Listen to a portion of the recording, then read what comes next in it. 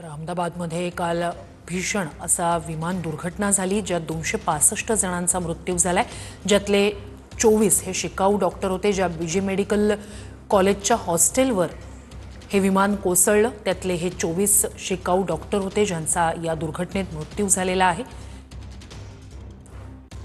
पंतप्रधान मोदी अहमदाबादमध्ये तातडीनं आज सकाळी दाखल झाले. त्यांनी दुर्घटनास्थळाची पाहणी केलेली होती आणि मग ते रुग्णालयात यात जखमी झालेले जे काही डॉक्टर आहेत, इतर व्यक्ती आहेत, त्यांची विचारपूस करण्यासाठी रुग्णालयात पोहोचले. यातला एकमेव जिवंत राहिलेला व्यक्ती, त्याची सुद्धा चौकशी पंतप्रधान मोदी करतील. 11A ही ती सीट होती, आपत्कालीन ज्या ठिकाणी दरवाजा म्हणूया किंवा आपत्कालीन मार्ग असतो त्याच ठिकाणी ही सीट असते आणि त्यातून वाचलेला हा एकमेव व्यक्ती, ज्याच्या प्रकृतीची सुद्धा विचारपूस पंतप्रधान मोदी करतील. अहमदाबादमधली ही सर्वात भीषण अशी विमान दुर्घटना. टेक ऑफ नंतर अवघ्या काही सेकंदात हे विमान, जे लंडनला जाणारं होतं, अवघ्या काही सेकंदात हे विमान बीजे मेडिकल कॉलेजच्या हॉस्टेलवर कोसळलं. आता सरकारी रुग्णालयात पंतप्रधान मोदी सध्या दाखल झालेले आहेत. त्यांच्यासोबत संपूर्ण जखमींची विचारपूस केली जाते. पंतप्रधान मोदी स्वतः जखमींची विचारपूस करतील आणि यात जो एकमेव वाचलेला व्यक्ती आहे, त्या विश्वकुमार यांची सुद्धा प्रकृतीची विचारपूस पंतप्रधान करतील. आतापर्यंतची सगळ्यात भीषण अशी ही विमान दुर्घटना. अधिक या सगळ्या संदर्भात जाणून घेऊया आपले प्रतिनिधी कृष्णा सोनारवाडकर यांच्याकडनं. कृष्णा, पंतप्रधान रुग्णालयात दाखल झालेले आहेत, जखमींची विचारपूस करतील, काय अपडेट्स आहेत?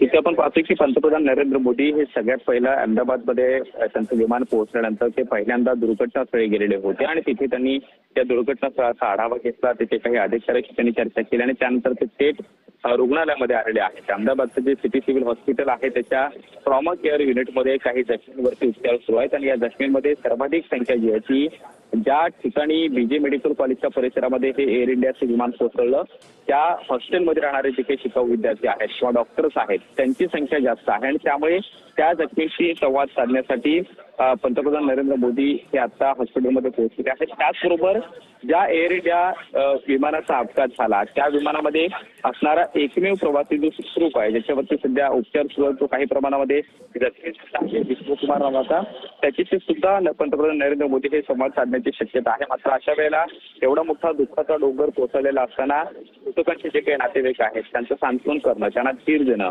हेही महत्वाचं मानलं जातं आणि त्यामुळे मृतकांच्या काही नातेवाईकांना सुद्धा पंतप्रधान भेटणार आहेत. त्याचबरोबर जखमींवरती जे काही उपचार सुरू आहेत त्या युनिट्समध्ये भेट देऊन काही जखमींशी ते चर्चा करणार आहेत आणि त्यांचं सुद्धा त्यांना धीर देण्याचं मोठं काम जे आहे ते पंतप्रधानांच्या माध्यमातून केलं जात आहे.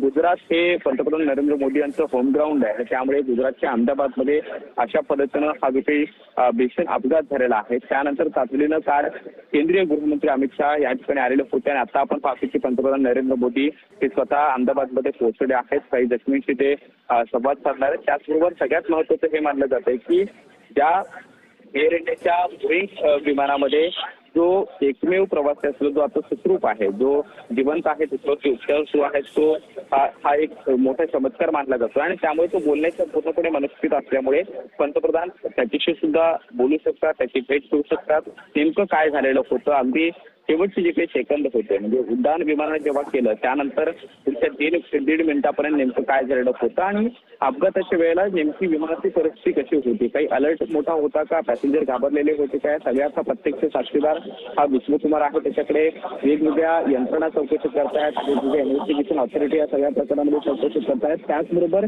आता पंतप्रधान नरेंद्र मोदी त्याच्याशी काही संवाद साधून काही जाणून घेण्याचा प्रयत्न करत असतात, हे पाहणं महत्वाचं असणार आहे. मात्र आता तरी आपण पाहतो की जे जखमी आहेत त्या जखमींशी बोलण्यासाठी, त्यांना धीर देण्यासाठी, त्यांचं त्याचबरोबर जे मृतक या सगळ्या दुर्घटनेमध्ये झालेले आहेत, जे मृतकांची संख्या जवळपास आपण बघितली तर जवळपास 250 पेक्षा वर आहे आणि त्यामुळे त्यांचे काही नातेवाईक सध्या सिटी सिव्हिल हॉस्पिटलमध्ये आहेत. काही मृतदेहांवरती पोस्टमॉर्टम सुरू आहे. त्याचबरोबर नातेवाईकांचे DNA चाचण्या म्हणजे नमुने घेतले जात आहेत. मृतदेहांची ओळख पटत नाहीये काही केलं आणि त्यामुळे ते आव्हान दूर करण्यासाठी मृतदेहांची ओळख पटवण्यासाठी DNA चाचणीचा आधार घेतला जातो आणि त्यामुळे अशा नातेवाईकांची चर्चा करणं, त्यांना सांत्वन करणं, त्यांना एक मोठा एवढ्या दुःखाच्या प्रसंगामध्ये धीर देणं अत्यंत महत्त्वाचं आहे आणि म्हणून पंतप्रधान नरेंद्र मोदींचा आजचा हा दौरा जो आहे तो अत्यंत महत्त्वाचा आहे. अहमदाबादच्या सिटी सिव्हिल हॉस्पिटलमध्ये पंतप्रधान नरेंद्र मोदी मागच्या जवळपास 15 मिनिटापासून आहेत. हे ट्रॉमा केअर मानलं जातं, जिथे अतिशय अतिदक्षता विभागामध्ये या जखमींवरती उपचार सुरू आहेत. त्या विभागामध्ये आहेत आणि जो काही विश्वकुमार आहे, जो एकमेव प्रवासी आहे, जिवंत आहे, त्याला याच ट्रॉमा केअरच्या C7 वॉर्डमध्ये ठेवण्यात आलेला आहे. तो निगराणीखाली आहे, त्याच्यावरती उपचार सुरू आहेत आणि त्यामुळे तिथे सुद्धा पंतप्रधान जाऊ शकतात, त्यांच्याशी बोलू शकतात, संवाद साधू शकतात. मात्र पहिल्यांदा दुर्घटनास्थळाचा आढावा घेतल्यानंतर दुर्घटनास्थळाची जी काही भीषण दृश्य आपण कालपासून पाहतो आहोत, त्याची या दुर्घटनेची दाहकता आपल्याला समस्या आहे किंवा त्या परिसरामध्ये जे काही रूप आपल्याला पाहायला मिळतं, त्या ठिकाणी पंतप्रधान गेलेले होते, सगळ्या ठिकाणी पाहणी केली.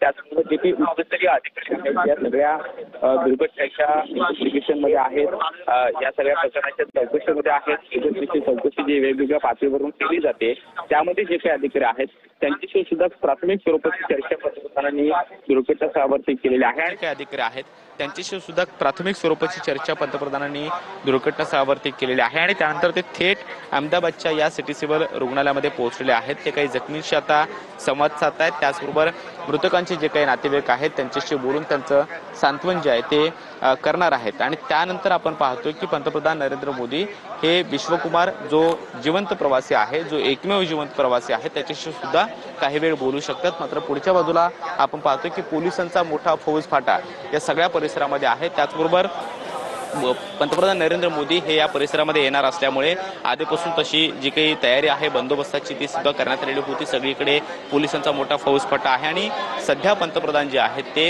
अहमदाबादच्या सिटी सिव्हिल या हॉस्पिटलमध्ये आहेत, क्रिटिकल युनिटमध्ये आहेत, जिथे प्रवाशांवर जखमींवरती उपचार केले जात आहेत आणि जे प्रवासी मृत झालेले आहेत किंवा मृत्युमुखी पडलेले आहेत त्यांचे नातेवाईक या हॉस्पिटलमध्ये आहेत, त्यांच्याशी सुद्धा पंतप्रधानांचा संवाद होण्याची शक्यता आहे. श्रुती, नक्कीच कृष्णा.